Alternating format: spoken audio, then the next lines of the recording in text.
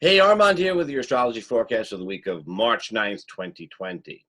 The question this week is who has control, right? Who's in charge, maybe is a way to look at it. Who has control? Who has the power? Right? That's the question for this week.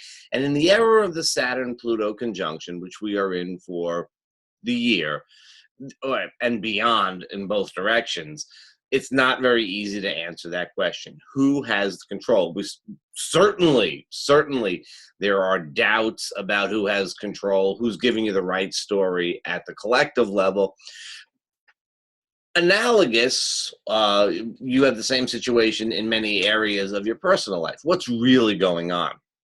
So I don't know what's really going on. I know what the questions are, but the issue of who's really in control, what their agenda is, well, that's an interesting question. I don't know that anybody's really in control, although pretty much everybody has an agenda. So remember that the planets all wedged together between Capricorn and, at this point in time, Taurus, and we're going to experience every month roughly half the month with all of the planets in that wedge, and then for roughly half the month we have the moon moving away from that wedge and sort of looking back at it and aspecting it. Now, last week we saw the moon pulling away from the wedge. It was a little bit of getting a breath of fresh air, although you don't want to breathe too deeply these days. A very active period of time. We saw, for example, if we look at the issue of the coronavirus, if you live in the Americas or Europe, this went from being a news story to being an event, right in your neighborhood. If we look at the U.S. presidential election, we saw a lot of people drop out. Super Tuesday, and then there was, the race was sort of down to two people. We had some, controversy about that. So we were at a very active phase of taking the energy that was compacted for a couple of weeks, opening it up and expanding it. Now, this week, we're going to be going back. We start to head towards, we're not actually going to be back into that crucible of planets until March 17th, and we'll be there for then about 11, 12 days. But we realize that we're heading towards it. And the planet, the signs that the moon is going through this week pull us towards that with a pretty strong degree of tension.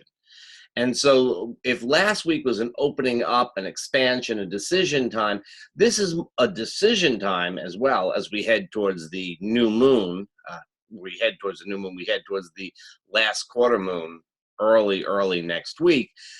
This is, in fact, a decision time, but this is a more contracting decision time as opposed to an expansive decisions. And then we'll get back into the crucible and we'll talk about that next week. So what do we have going on this week? Well, we start out with the full moon in Virgo, and that full moon is very closely opposite to Neptune. Now, and at the same time, Mercury is stationing to go direct after 3 weeks of retrograde. Well, if you put it all together, we have the sort of Sun conjunct Neptune opposite the moon, Mercury stationing to go direct. What we're looking at here is a lot of activity and not a lot of good information. The full moon in Virgo, Virgo is a very particular sign, looks at a lot of details. And the full moon is all sort of a big picture kind of thing. Things come to light. And the risk whenever you have something like a full moon around the sign of Virgo is that you can sort of lose the forest for the trees, that you can see little details expanded. It's like looking through the microscope and thinking that you're looking through a telescope. It's that kind of proportionality problem.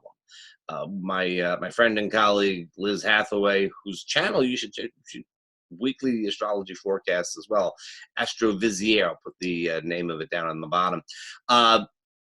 She's called it a tempest in a teacup. And, certainly we have real tempests that are not being exaggerated, but there is really the potential for tempest in a teacup as the week begins.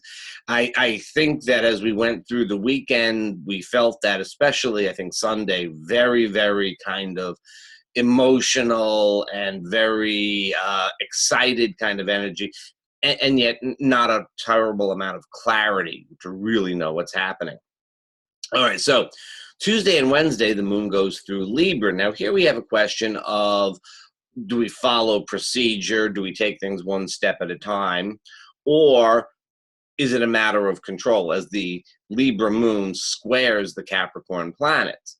There's a certain rationality that goes with this. There's a certain sort of give and take that could work out kind of okay. And it's really a good idea to, if you can, help things to work out on that sort of rational basis. It isn't the time to be looking at things, from an entirely emotional perspective. Thursday, Friday, the moon goes through Scorpio.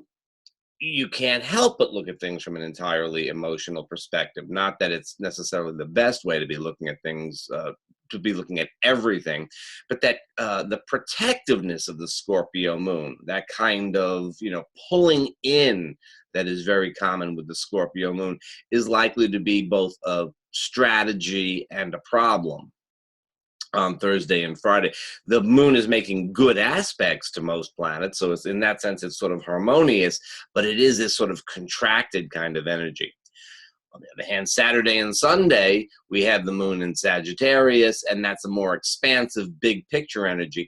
It could be a very good time, Saturday, Sunday, to look back to the full moon on Monday, to look back to the previous weekend, and sort of get your bearings about things as far as possible.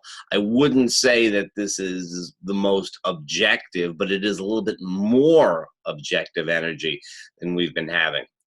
And we're heading towards the last quarter moon on Monday, and that Monday following, and that is definitely a kind of decision time when we're going to set our actions for the coming 2 weeks when the moon is together with all the other planets.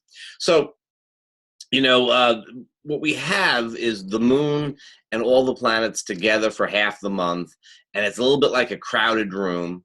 And then, it's like going out for a breath of fresh air for a little while, and then coming back in. And this is the sort of like we're walking back into that, And when the planets are all together, we don't have a lot of perspective. A lot of stuff happens, but we don't have a lot of perspective. And so this week, we have a little bit of perspective.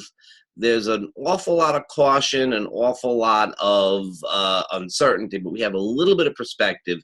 Use it as much as possible in your personal life and in your view of the collective. And I'll see you next week.